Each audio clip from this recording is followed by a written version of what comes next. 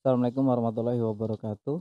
Jumpa lagi di channel Dr. IT Bird Farm, channel yang konsisten membahas tentang rawatan murai batu lomba dan penangkaran dunia burung. Teman-teman, tema kali ini mengenai murai batu gacor tidak akan pernah juara. Jadi, untuk teman-teman simak terus videonya. Kita masuk ke intro terlebih dahulu.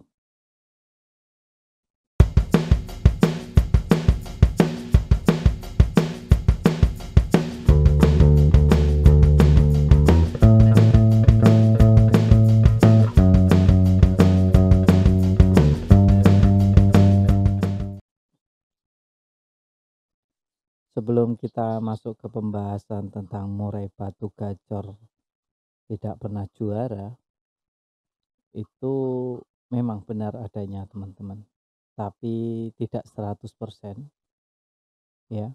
Untuk murai batu yang memang terlalu gacor saat di rumah itu tidak direkomendasikan ya untuk dilombakan, tidak direkomendasikan untuk ya kita konteskan. Karena murai batu yang gacor tadi itu tentu akan kekurangan tenaga. Saat kita lombakan murai batu tadi akan kekurangan tenaga. Jadi teman-teman harus hati-hati betul untuk melombakan murai batu gacor. Mental yang harus disiapkan adalah kalah atau kondangan. Nah ini mental teman-teman harus siapkan ya, mental kalahnya.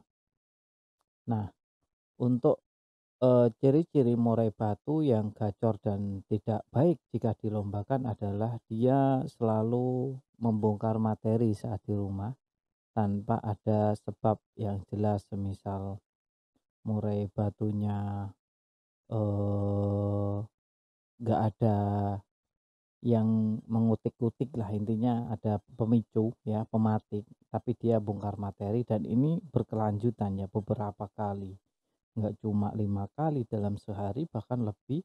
Nah ini murai batu seperti ini jangan dilombakan terlebih dahulu, bisa dikondisikan. Kemungkinan murai batu yang terlalu gacor ini bisa karena memang karakternya sudah rusak. Jadi dia memang kayak rem itu udah blong. Atau karena murai batu ini terlalu tinggi EF.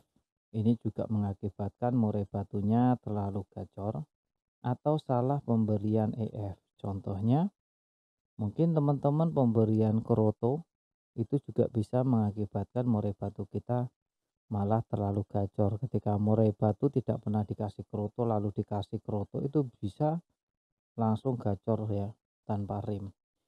Nah ada murai batu yang dikasih kroto itu nggak ngaruh teman-teman ya, tiap harinya memang seperti itu. Nah untuk yang murai batu demikian itu memang murai batu yang ibarat kata itu sudah terbiasa dengan EF kroto tadi. Biasanya murai batu yang jalan di lapangan di rumah itu cenderung anteng teman-teman. Anteng bukan berarti tidak bunyi ya.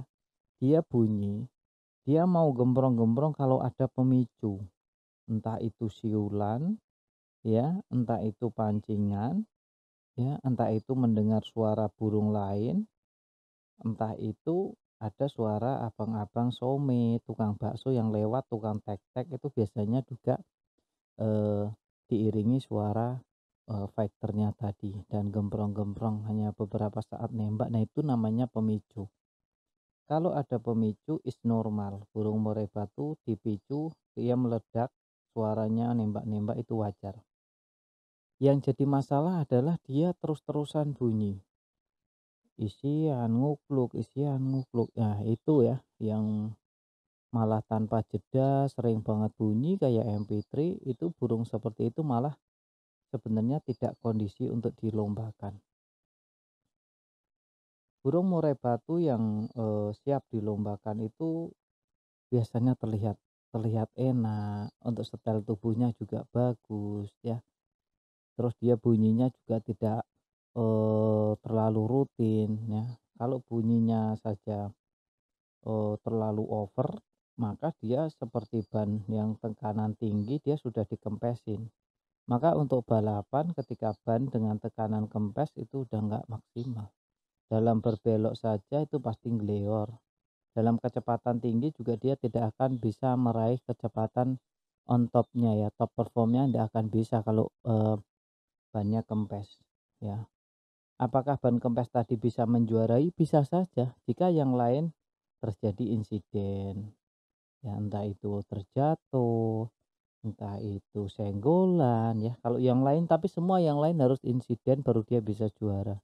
Karena dari segi kecepatan pasti kalah. Itu perumpamaan ketika murai batu yang gacor di rumah. Bagi teman-teman yang tidak sependapat, tidak setuju, ya silahkan. Itu tidak jadi masalah bagi saya karena untuk merawat murai batu memang dinamis. Setiap murai batu memang berbeda. Ya. Jika teman-teman merasa murai batu saya gacor terus di rumah loh, tapi di guantangan masih juara. Nah, berarti murai batu teman-teman murai batu yang istimewa. Murai batu yang memiliki tenaga ekstra super. Jadi saran saya jaga baik-baik murai batunya ya. Jangan sampai tenaganya hilang. Iya. Karena untuk melombakan murai batu dan tidak juara itu sangat menyakitkan ya bagi kita yang setiap lomba menjuarai. Jadi satu kali saja ternoda itu chemistry dengan murai batunya itu akan sedikit terganggu, itu pasti.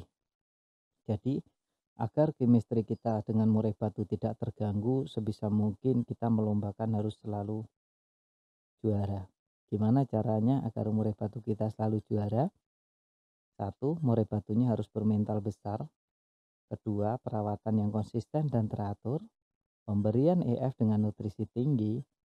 Yang keempat paling penting sekali yakni jaga ego kita. Jangan terlalu ambisi untuk melombakan burung murai batu kita. Jika burung murai batu kita butuh istirahat, ya istirahatkan. Jangan dilombakan. Terus kenali karakter burung murai batu kita agar burung murai batu kita itu bisa memahami ya murai batu. Kita bisa memahami murai batu kita, terjalin chemistry, berangkat-berangkat, menang-menang. Nah, kalau kita sudah menjalin chemistry akan lebih mudah untuk merawatnya. Pemberian takaran EF-nya, kapan dia mandi, kapan jemur ya.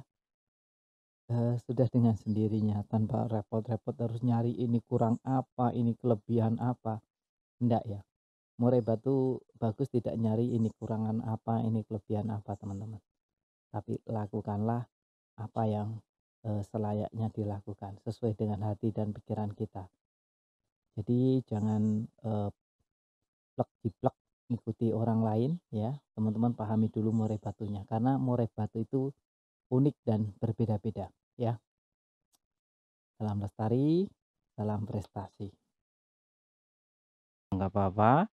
Yang jelas saya cuma berpesan murai batunya dijaga baik-baik, jangan sampai rusak ya. Dan perlu dicatat juga setiap murai memang memiliki karakter yang berbeda-beda. Jadi setiap perawatan tidak perlu diperdebatkan antara satu dengan yang lainnya. Kalau cocok dijalankan, nggak cocok ditinggalkan. Jangan cuma sekedar membaca judul saja ya.